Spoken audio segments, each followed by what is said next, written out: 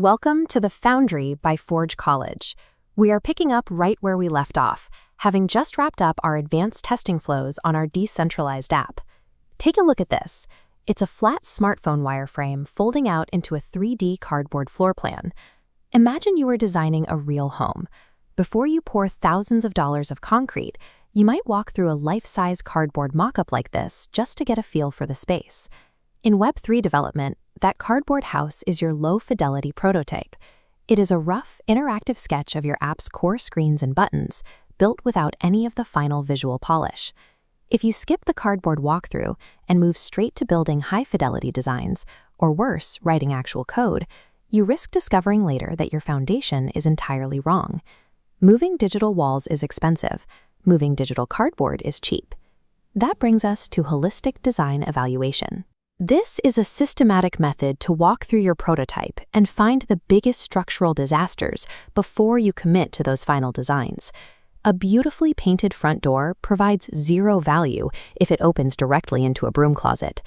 Early evaluation ensures you are building a tool that actually works for people, rather than just something that looks pretty.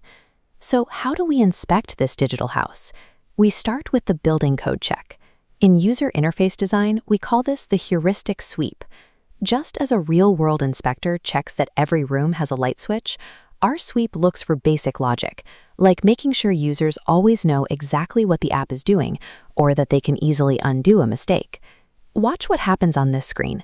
A user clicks Next, and a giant purple exclamation mark pops up because the screen goes entirely blank. There is no back button. It is the digital equivalent of a door that locks you in a windowless room.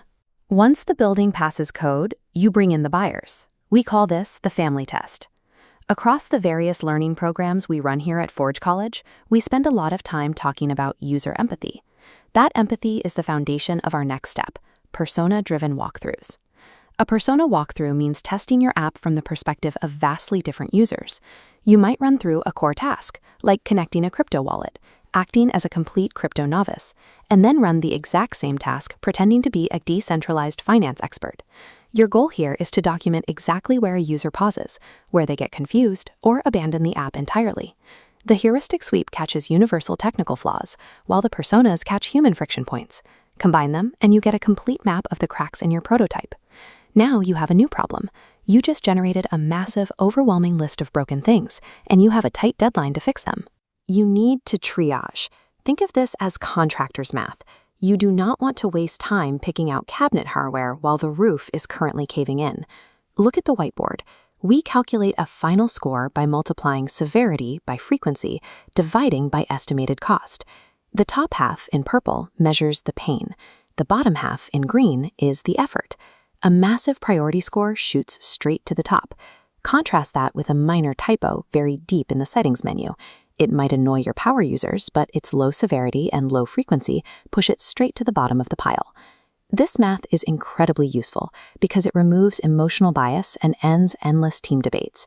It takes a messy pile of subjective complaints and turns them into a clean, objective backlog of work.